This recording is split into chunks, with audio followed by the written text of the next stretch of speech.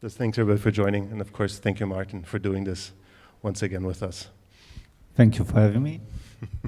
Totally.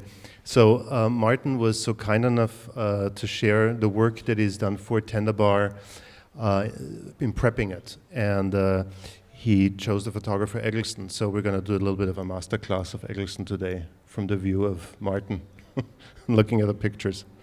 So that's what we're going to start off with, and jump right in. Your grandfather is a selfish old prick who resents taking care of his family. And yet, you all end up back here at my house. Welcome. Your only uncle, so I'm also your favorite uncle, right? Sounds like some maybe. I have no idea how, but you are going to law school. So you can sue your father for child support. No, so he can help with your fines about the septic tank. No, here we go. Hey, whose kid is that? My sister. Which sister? The hot one or the crazy one? What, are you gonna die? Okay, 2 rules. I'm never gonna let you in. And I'm gonna always tell you the truth. Your father is deadbeat. I'll take care of you. Teach you the male sciences. I saw you in the yard playing sports. You're not very good. Now find some other activities. I like to read. You read enough of those? Maybe. You could become a writer. One more thing, very important. Never hit a woman, even if she stabs you with scissors. Got it. See me and Julio down by the schoolyard. Got an announcement. Today, my nephew is officially a man.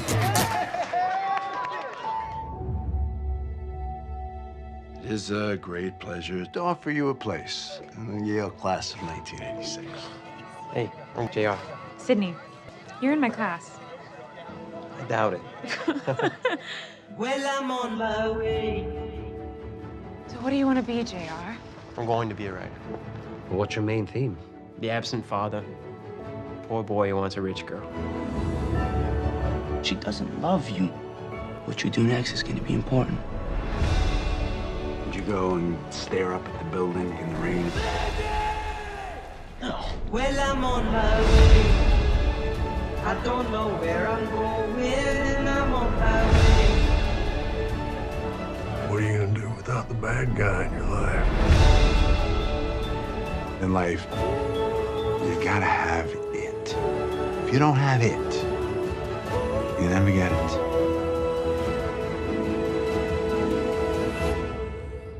And I say you got it.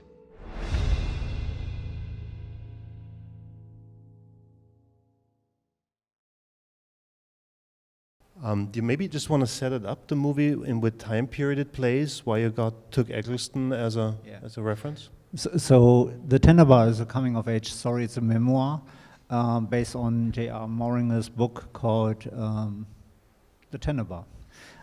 What a surprise. And it's about a little boy. It's a coming-of-age story, and takes place in Long Island, 70s and 80s. And when we started talking about it with George and with production, very often we go to stills pictures, to photographers who inform us or who give us an inspiration or a feel, sometimes a texture or something. And William Eggleston came up, and I showed those pictures to George, and he loved them. For the grain, for the texture, for the light, for the contrast and all of that. He did a lot of 50s and 60s photography, and he doesn't do anything glamorous. It's very often available light. He does a lot of Kodachromes. He extremely beautiful, but also very simple pictures. And he went to places all over America and then portrayed normal life. So it's very beautiful in composition. It's very beautiful in lighting, and it's a very special look at people. Yeah, so we'll just maybe go through it, and then we can have a look at what. Yeah. It's always a starting point, because you never know what you run into, but it opens discussions. It's not like you're trying to copy that. It's not like you know, if anything, what I'm looking for is a feeling on which you base what you're deciding. And then for me, it's more like, if you know that, if you have, then I think it informs your decisions, but it's not really, like I said, it's not technical. It's not like I'm copying this, and then it's not trying to use the same film stock or something like that. Yeah, so it's basically your vision is based upon the feeling that you're trying to create for yourself and that you're taking on now. Do you share these images with a gaffer or people you work with? I share this, initially I showed this to George, and then, see if it's something which he responds to, or, maybe he hates it, and sometimes we also, George knows so many films, so it's very easy. He comes up with references like Dog Day Afternoon or something like that, and then I go in to look into that, and it's a base for discussion. I share this first with the production designer and with the director, and then based on that we start talking, and later, because the gaffer usually comes much later into the process. Do you late in the process share these images on when you had a feeling that's the way the film's going to be? Or is it that point when you figured it out, when you're talking with the gaffer, is it more just the technical part to figure out then?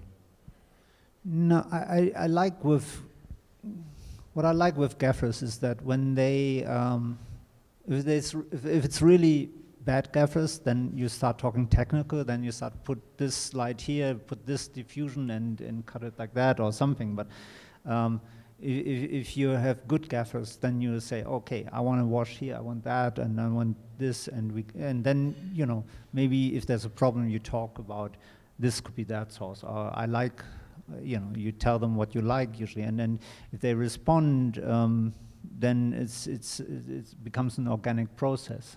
And then I like when I've done films all over the place, and I've done 5 films with the same gaffer, but then I also use very different gaffers in different places, and I like that because sometimes you learn something you didn't expect, or certain things are not available in certain areas, and then you go like, what could we do? And then ideas come up, and you go like, I would have never thought about that, and I like to take that on board. So yeah, I show gaffers what I've.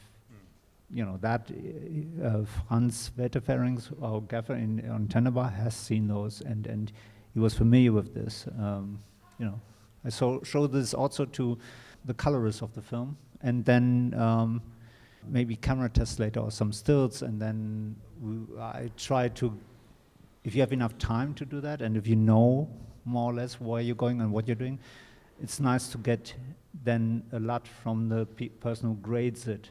Because good DITs might be able to do it, but I always feel like it's hard to do that on top of all the data management. I don't do live grading on set. I never have the time to do that because I always operate myself, and I love doing that. So I try to get it in a shape that when we're on set, we know the direction, we have a lot, and we can then modify or something like that. So you set up a lot ahead of time, knowing where you're going to go, and then you just go with it. Yeah, have something. Yeah. Yes. Do you do different lots for day and for night? Do they do different things you set up, or you just do one lot for the movie? Oh, that depends on the movie, and that depends on what you're doing. Usually, I don't, I don't know. I don't do a different lot for night very often, because usually I try to do one lot, and then within that world, I change colors on lights. I do different lighting maybe for night, but I don't want to do, a different lot for night. It's I don't know. Sometimes feels like you're doing 2 different languages, and there might be a reason for it if the story asks for it. If it's a time difference, but I don't do day night different. No, usually not. Interesting. When you look at this image, there's a lot of green going on and how the face comes out. Was it for the color that you were interested, or just the way the focus was of the light? I love how the light closes in on the face of the boy and how everything fades away. The color doesn't really matter so much. It would be beautiful in black and white, but it was not a color reference. It was more like a mood, and then how his expression and the light come together, and then it's there's a beauty to it which I really love, and in intimacy, although it's like a spotlight on a face. It's beautiful with shadows too, no? Or is it a feeling that Eggleston, in terms of composition, was always interesting what he did. Yeah, I love that he puts people in places, and quite often people are, I don't know, there's melancholy to his pictures a lot, but it's sense of loneliness, but it's so strong in the shapes, and then there's not much color there. You know, again, I think it's more something where if you take this kind of photography on board, then that will be something you have to put yourself in places and then be open to whatever happens there. It's as you mentioned earlier, it's about an emotional context that you're trying to understand, not to copy images for the movie, no? Absolutely. Yeah. And if you see any of these pictures and then look at the movie, you feel like the movie is very different anyway. So you know, this is just, for me, a starting point. This is something to look, or you know, like something to take on board when you go into it. But it's not. We're not looking for this. I sometimes see films where you see, okay, this is from that film, and this from that film. Yes, but that's not. I don't do that with stills. Isn't it exactly at that point where the difference in quality of cinematography comes out? If it's just a look that you're putting onto something, or you're actually trying to drive an emotion that again is creating an own look for a movie, you know, because it's your look or it's your images you're creating, and it's not this kind of trying to copy different styles. Yeah, I mean, for me that's just a base. So, and I get bored if it's a copy of something, and I also don't get, you know, I don't feel at home in it, so I can't do that. I could copy it, but then it becomes technical, then you start looking for the wrong things, and then no, this is just for me the base layer. You know, like I say, it's a feeling or something you start with. Yeah, totally. That's not for lighting, that's more for a world, you know, I don't know. Not every picture means all the world. So I grabbed stuff which at the moment I thought, yeah, okay, we have a lot of family dinners, maybe, you know, that's kind of starkness, but then again, this didn't play anywhere. That's a good mood for the simplicity and for the color, because what happens now is a lot of places you go to, streetlights are LED, you lose the color. You know, we have a lot of, we have some, in our film we have a couple of scenes where we have very orange lighting outside, and it's, we went with the sodium vapor, you know, all that disappears, and sometimes that makes me sad. If you go like New York without sodium vapors, it becomes really like a very cool place, or LA is the same. I grew up with a lot of warm light and in night exteriors in the films I saw, and this is a, you know, mercury vapor light at night, and I love the green, and I love the strong color of this. Is that something you had to do in Tenderbar, like doing a historic piece for the street lights, because the colors are different outside? Did you have to do stuff on that? Oh yeah, there's one walk and talk where we replaced all the street lights, and because there was only LED stuff around, and we made it like it's a 2-minute walk, and we basically had a block where we replaced all the street lights. It sounds a lot, but it's only 10 lights, and it's much cheaper than a condo. And as you can see, more beautiful, yeah, sometimes too. Yeah, I mean, if you look at that, that's also, I did a lot of those colors in a film I did earlier. Like The American, we have a lot of this and orange light going on, and we have a lot of that color palette going. That's, if you guys haven't seen it, American is amazing what Martin did with the street colors and the lights there. So it's just, think about the movie. It's actually only that color I still have in mind. Yeah, and that was the first time I met George Clooney, because he's in the film, and then, you know, then he asked me a few years later to do Catch-22 with him as a director. I don't know, there's the softness, there's the natural light, and then it's beautiful. I love the colors, it's all, you know, and the simplicity of it, but and the emotion, it's just beautiful. How's you with blowing out windows? Is that something you decide for each movie if that's a good thing to look out or not? In this film, we built the house interior. Everything is a set, and we built the bar interior. I quite often like blurred out windows, and sometimes it's also a choice because you don't have the budget to put things out there. But in this film, it was a combination of both. We didn't have much budget for that. We were shooting during Corona, so to have an outside world with maybe cars moving in the studio, it's a lot, and extras and all of that. But for the bar, I didn't want to see the outside that much because I thought it's much nicer because this is the world in which he grows up, and I think the boy forgets the outside. We forget the outside because it doesn't really matter that much.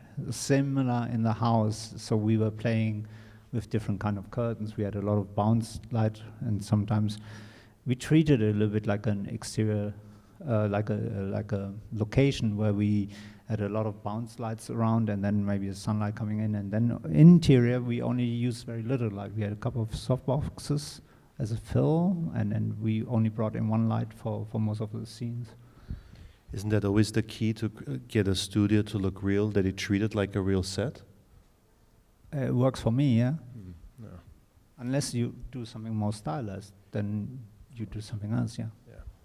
This is more for colors and grade and tone and, you know, the warmth of this. And if you see the tender bar, there's a lot of warmth in the color and the grading, and then texture, how dark, how deep are the blacks, and that's what I like about this one.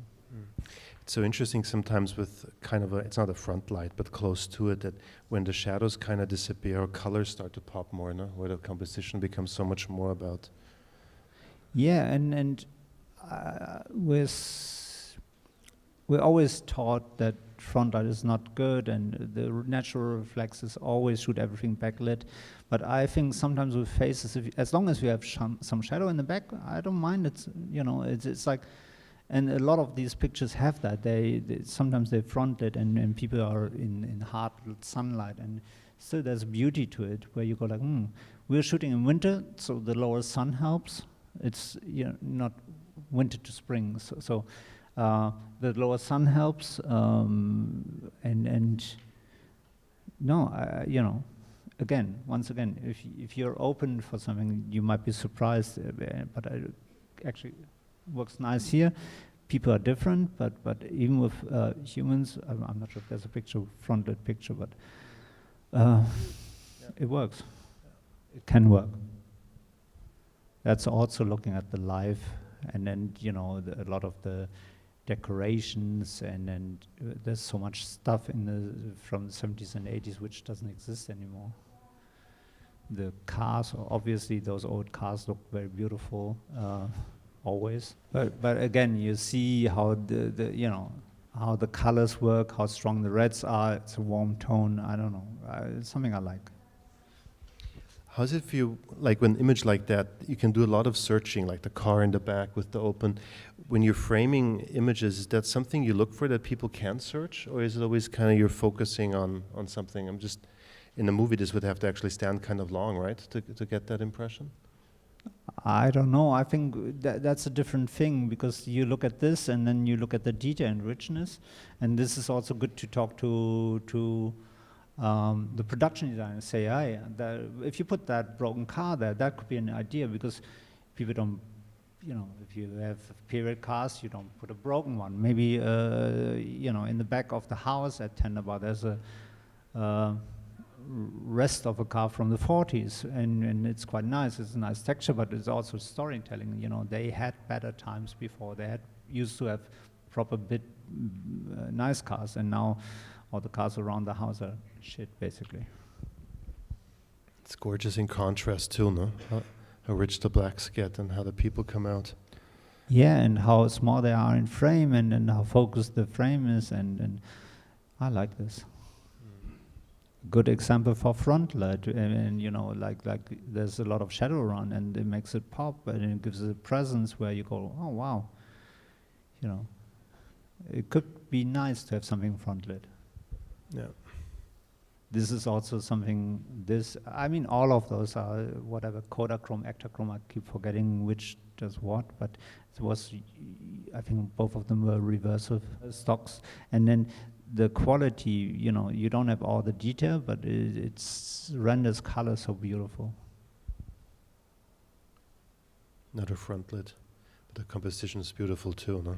He's a master. He's one of the most famous American photographers, and he records a time which, you know, a lot of that doesn't exist anymore. So, and also what I like, or why I think this was a good reference for us, is because he's not, you know, basically our people in the film. It's about the bar and well, it's about the kid growing up in a bar. So it's blue collar, working class, Long Island, and he sometimes photographs rich people, but a lot he goes out to bars, cafes, street life, and street life from that time without it being too clean or too cleaned up. And you know, I like a lot of the detail, and sometimes also something like that could be interesting to talk to a costume designer. Does you know, do we want to use patterns? How could they be? Sometimes could be there could be strong colors, and maybe there's a moment where you think color could be great. It's just a strong image. It's very simple, but it is strong. Yes. This is special. I don't know. This is, in the end, you know, we never found a moment to do anything like that. I love this picture. I wish we could have done more, but maybe that's more for a sad spy film. This more like Tinker Tailor or something. But yeah. Our film was something different, it turned out, because also you don't know once you start the discussions, you don't always know which direction it goes. So you go like, that could be something, and then, you know, you never come back to it. Do you look for, in lighting, do you look for simplicity? Because this just really lives off this one light, right? That's coming in the room. Well, if you can, but on our film we couldn't. So I like it, and it works sometimes. But you know, I would not. This also, I don't know. It has to fit to the story. It has to fit to the style of acting, and it wouldn't have fit with ours. It would be too cold or too distant or too staged. It's a beautiful thing when the sunlight only hits to a certain extent somewhere. Yeah. Yeah. Do you tend to light for rooms? Like for such situations to happen like this, right? It really lives off, the light source has a lot to do with the position of the two. I like sometimes to throw in a light which is out of control. So all of these pictures, I don't think he used light. He just you know, maybe the one with the guy on the bed, there's a flashlight there or something, but most of the time I don't think he uses light. So he's very good at it. But I like when, and there's beauty to it. So some, you know, it's nice to lose control, because then all of a sudden you take stills and you go like, oh, this is amazing, because the sun is so hard and it's so overexposed, but everything goes. But we all like that. We all respond to that. And if everything is always controlled and if everything's always soft, it's nice to break it up sometimes and to lose control and see, oh, all of a sudden this corner of the room looks very interesting. What about if we do this? And I like looking for that. I like when I'm on location doing that, and in the studio as well, because then it starts to add a realism. Do you tend to use like relighting to see if something accidental is happening that you can then play off with?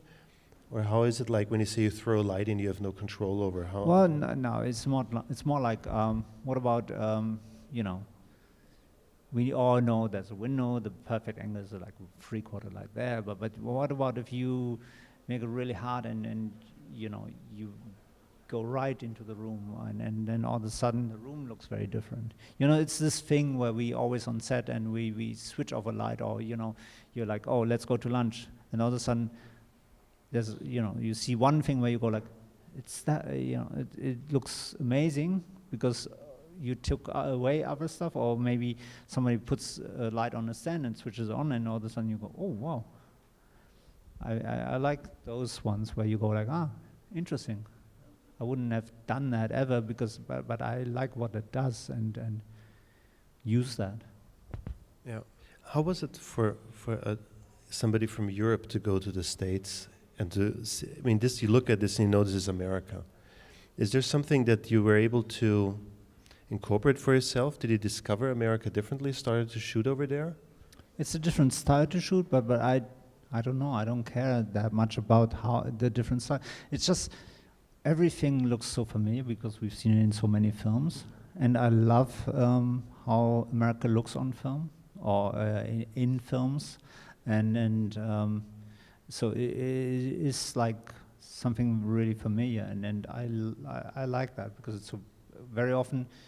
I don't know, sometimes you think about what makes that look, and then you come somewhere and you think, they just put a camera and it looks like that. No, I like that. If you wanted to, we could, you had some pictures of Tender Bar. Yeah, no? sure. Shall we look at Of those course. and maybe see how that goes? Because so that's the film we did then. So this is frame grabs from the film. You see, we use some of the color, the blue Cadillac. What happens then is there were a lot of strong reds and all that, but then you do your research and you come across a blue Cadillac, and that's really beautiful. So we use that car, and not a red car, and this is basically the fear we had, and then I think it's not too far from what we saw in terms of tonality and contrast and texture. Yeah. That's gorgeous. Is that like, did you work on the sky, or was this because these clouds here are just incredible, the way they're coming in? Is that? I might have put a soft edge ND into it to not lose the detail in the sky, but everything is, other than that, it's all natural. We did basically in prep, all of a sudden we had a cold, well, it was very cold. We prepped in February in Boston, and we got snowed in, and then George was pushing for us to do a pre-shoot because we were not supposed to start shooting yet, but we did a pre-shoot to do all the snow scenes in the film were basically improvised before we started shooting. It's really incredible when you see the images go together. Not if it's the feeling is really there, no?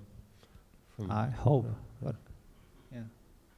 It's like here too with this blown out window. If you just imagine this would not be blown out, there's just so much happening in the image. It really helps, no? Yeah, and that's in the house. I really like the blown out windows, and one other reason to do that was we tell years of story. So we would have had to put maybe trees with leaves, trees without leaves, or blue sky, night sky, whatever, curtain system, or flats out there.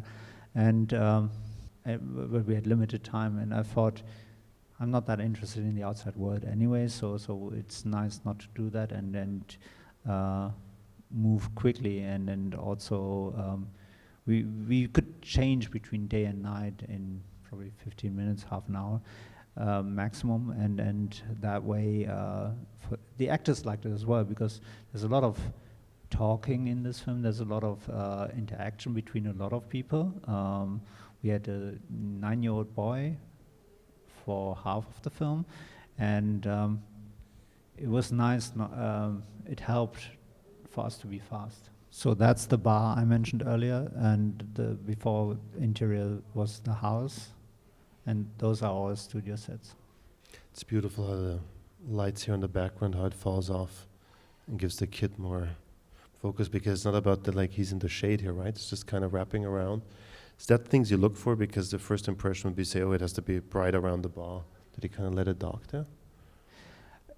I think the bar, I wanted to have a comfort, and I wanted also the daytimes to be daylight scenes to be darker in there and more moody, and I like how I like to give it shape, but I like to still that it feels kind of, it could be a late afternoon or something, this very much is based on how it could be in real life. How much is like with working with actors, bringing in gear into a scene like that? Do you try to keep all the technical part as far away as possible, or when you punch in, do you kind of add things? No, because I sometimes you do something when you punch in closer, but very often I think if the room is good, you could punch in here and do a close-up of the boy and it would be beautiful. And you change the position, maybe you move some stuff. But on this, we try to keep it really simple and give them the space, because they, we move the camera every now and then there, but my part was I had the room, we had, I think, in pre-light, we had very short pre-light because my gaffer came from another project onto that, but we still had 4 or 5 moods, and then we had certain movable stuff. We had we used 24Ks for sunlight, and we moved that around, and then we had bounces around from the outside windows, and then a couple of softbox pre-hung. We only brought in 1 light for this, I think. Mm. So when you created a lot, you had obviously Eggleston in mind, right? Because the way the colors are and the reds. Yeah. I think we went, in the end, in the grading, we went even a touch warmer than I would have liked. But that's because Josh had the feeling he wanted a really, a warm story, and he wanted to embrace it. And our LUT was not quite as yellow as this. It was a tiny bit less, but a bit closer to the Eggleston stuff. But I'm happy with this. So, and it's always, I think it's a group thing. So even the grading, it's we're all working together, and we ended here. Yeah, this is a frame. The front wheel comes into shot, and then the camera lifts up to here, and we see, that's the first time we see the father of the boy appearing in picture, and that's his introduction. We see the car coming into shot, we hear somebody getting out, we see him crossing. The focus always stays on the front wheel, because he's a radio talk show host, and he lets down the kids so often in the film, and this is the first time we meet him. So until he comes into the door, we never see him. This is a location, or is that studio? Studio. This is an example from, you throw in a hard light, and then the light hitting the seat is a bit too much, but it's real. All of a sudden it's something real, and then you look what happens to the room, and we had a couple of 24Ks or 10Ks coming in from that side. No, that's just, all that is studio, yeah. Just as to get a visual feeling for it, so obviously there's a window here, the light is coming in. Yes. Then you've got 24Ks, whatever, in the back, pushing in through the window. Did you have some kind of soft drops or something in the back, or did you do like just the ceiling? Did you recreate the sky? How was... Just basically, how did the world look outside of that window? Pretty much like that. That all strongly blown out. We ended up putting 1 dead tree on that side, and it was like, I don't know. There we could have had a bit more, but in the end I didn't mind. We tested what curtains we would put on, because the light goes through the curtains, and that gives you a color on skin and other thing, everything in the room. So I we had a few different layers until we landed there.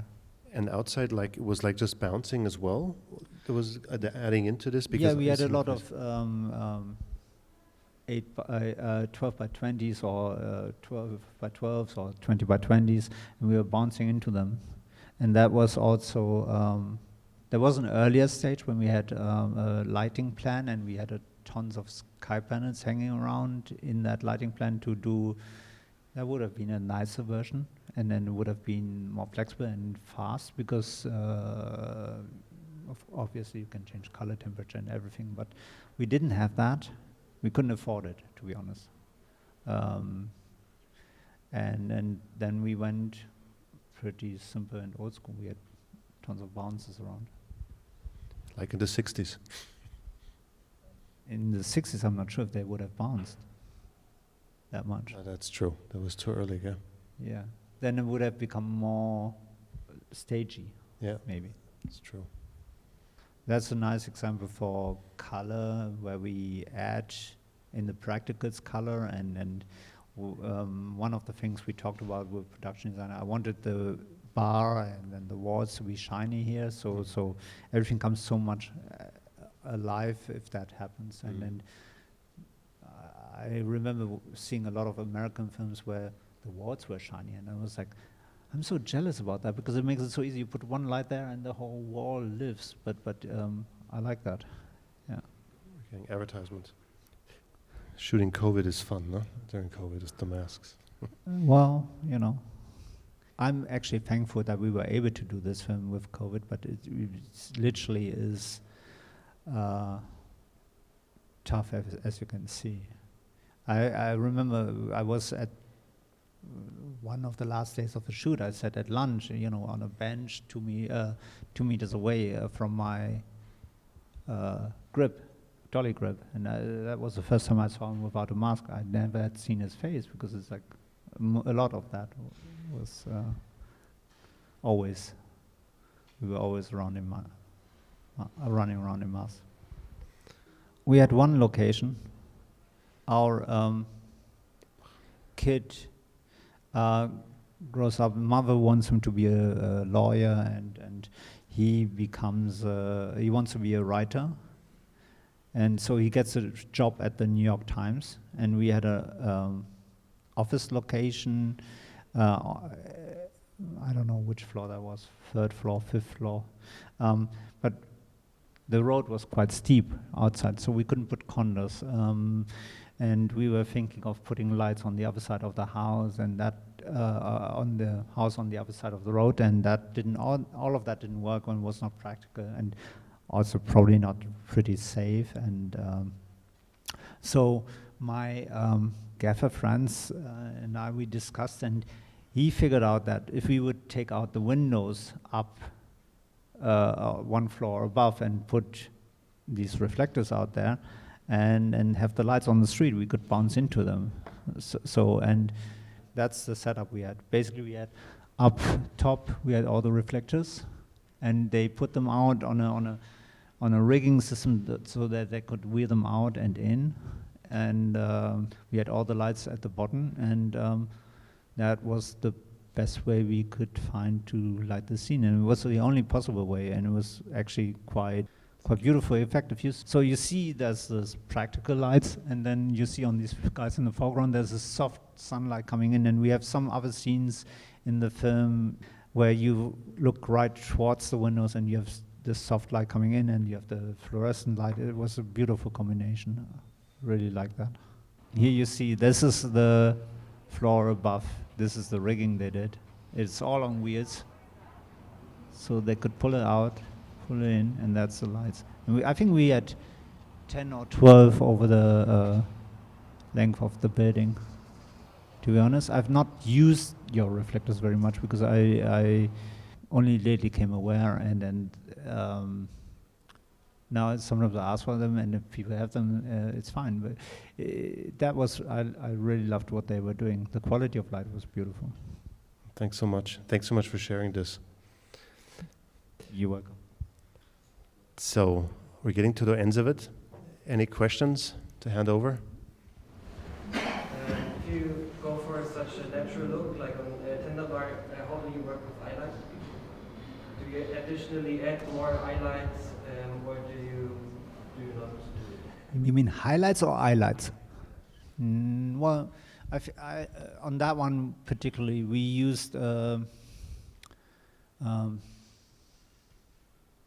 DMG, the what's it called, Lumiere, and we had that through a big diffusion, and I used that quite a bit. You know, like the light I said we would bring in, that what was usually Lumiere, and then different shapes of that, and then through that big cloth. And no more than that. I didn't use whatever tiny something. I love how that falls, how that modulates, and how it doesn't force the actor to be here rather than here. Do you anyway, when you do highlights, that's something you just let it naturally fall if you have something, or do you go in and do something for the eyes if you see it's not sparkling? I like to do that with a softer source or with a bounce, not so much with a light, unless there's a good reason for that. But yeah. It's also, it depends a lot. I always feel that if the highlight's been brought in afterwards, you lose the color of the eye sometimes because just this bright thing there looks much more beautiful. It fits in with the room, right? Yeah, yeah, exactly. I mean, for me, if the light doesn't integrate with what you've been doing, then puts you out, or there must be a good reason. I don't know. There might be a reason, if, somebody using a torch or something could be that, but no. I have a question. In the beginning you said where this boy was lying on the floor, it was a reference you had. And you also said that this would be a nice black and white picture. Is this something you, when you create your pictures, that you think that this would also be a nice black and white picture, or is it? No, I've done a couple of black and white things, in commercials, music videos, and I did a black and white film. I don't think that way. I mean, I was looking at it because it was so reduced. Yes, there's a green wash, but the green wash didn't mean much to me. So I thought, in terms of contrast and how it falls off, but I don't think, this could be great in black and white. Quite often it's the New York Times stuff could be great in black and white. The interior of the house may be a bit too muddy sometimes, but it's not I don't know, it's not a criteria. I wouldn't know what to gain from that. Cool. So if that's all from the audience, I thank you for coming, Boris. Thank you.